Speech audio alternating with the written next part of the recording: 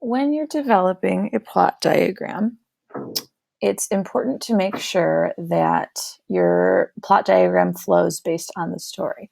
So for this plot diagram, I'm going to show an example using the site readwritethink.org. The link is in the course, and essentially you come here, and first it asks you to add labels. So your project title is going to be the core or the book name or text name plot diagram. So I'm going to say Finding Nemo plot diagram by Ms. Elliott. Okay, now down here you have two options for triangle labels. You can either have them label beginning, middle, and end, but we know more than that, so we're going to click exposition, climax, resolution. We're going to use those ideas. So really it's just, if you haven't made the connection, the exposition is the beginning, the climax could be considered the middle, and resolution is the end. So you're going to click next. Okay, so you have your plot diagram. And one interesting thing, this is what I really like about this interactive, is that you can change, if you look at this little tool down here, you can change the type of triangle you want to make. Now, I'm not a math person, so I couldn't really tell you. I know this is an equilateral probably. I couldn't really tell you what this kind of triangle is. But the point of this tool is to help the creator visually represent how the rising action and falling action change. So what you want to do is with your book, so for this project, you could either create a plot diagram for a short or one of the novels you read. So what you want to do right now is just think about your book, think about where the climax was. What would you say the climax of the novel was, or the short? And then you want to think, was there more rising action? If there was, then you would want the rising action to be longer, because that just shows that there were more events leading up to the climax. And then falling action would be steep like this because maybe there wasn't a whole lot of falling action.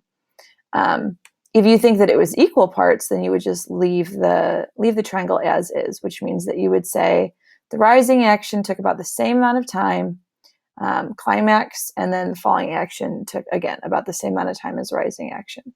And you could also contrast that if you thought that maybe there wasn't a whole lot of rising action, that the climax happened relatively quickly, and then there was a lot of falling action. So I think that that's pretty cool. I'm going to leave this. I think for Finding Nemo, I would say we're going to put the triangle there. Okay. So there's some help and tips down here if you want to use those. But what I want you to do is just go ahead and dive in. In the assignment, it says how many pieces of exposition, rising action, climax, falling action. But I just kind of want to show you how to do this. So you're going to decide your event. Now, event can mean many things. When I'm identifying exposition, maybe there aren't necessarily events. I'm just describing information. So my exposition might be ocean, right? And then I could explain in more detail the Pacific. I don't even know, to be honest. I can't even think. Maybe the Pacific Ocean, specifically Nemo's home, which is an anemone, right? That's where the exposition, that doesn't mean that's where the whole book takes place, but that's just where it starts. Okay. So once I'm done typing that, I want to hover over this little purple rectangle so that I grab the event, and I want to drag it over to the proper location. So I'm going to drag that over to my exposition. Okay. And you notice the description disappeared. We'll see that later. So with exposition, it's not just setting, it's also, what else? Right, well, setting is time and place. Time is probably current day, so I would say current day. I don't really need a description for that. You could say modern day, okay? And then, really with exposition, they introduced characters. I'm wondering why. There we go. So it looks like you have to, it can be a little finicky with, there we go. So characters, Nemo, Marlin, Dory. Maybe there's others. I could explain more if I wanted to go above and beyond, but for now I won't. Okay, and then drag that over there. Okay, so my exposition's done. Now I need rising action.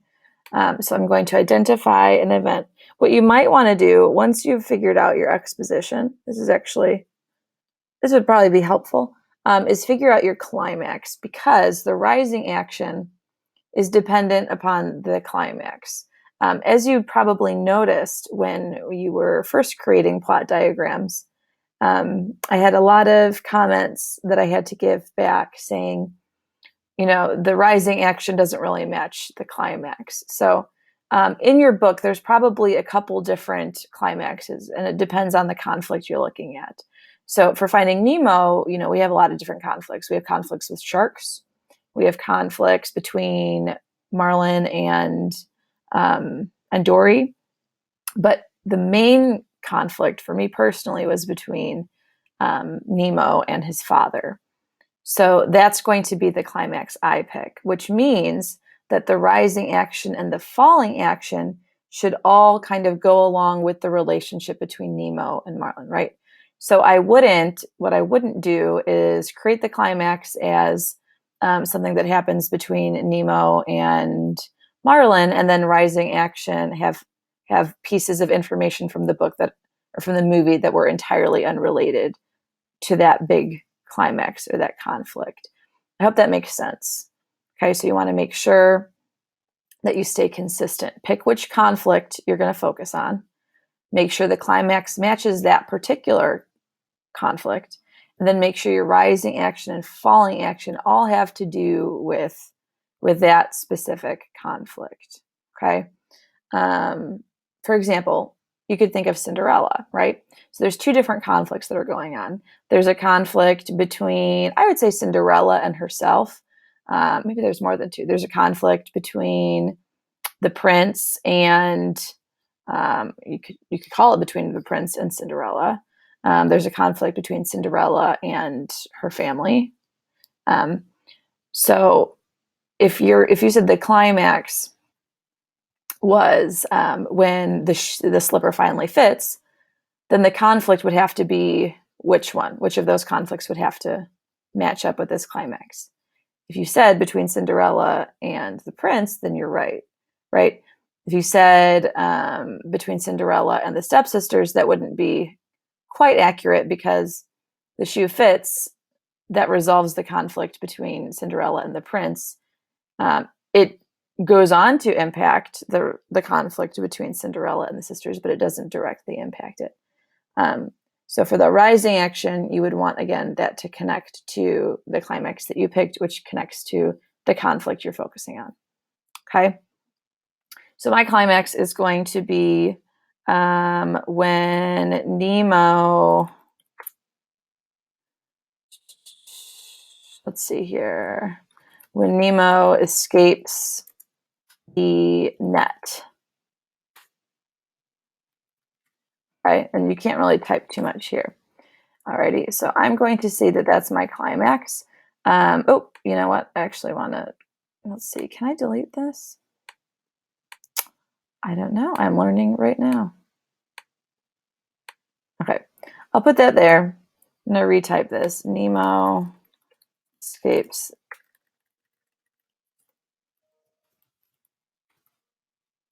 Okay. So I want to describe this, and you should describe the climax too. The scene where Nemo escapes the net with all the fish is the climax. Nemo's father tries to, and so Nemo's father tries to get him to do it his father's way. And Nemo's like, you know what? I can do this. And that's why that's the climax, because the main conflict is between Nemo and Marlin. So I think that the climax has to be some decision that's made between Nemo and Marlin. So I would drag that there. And I'm out of time for this video. I will keep recording in the second one.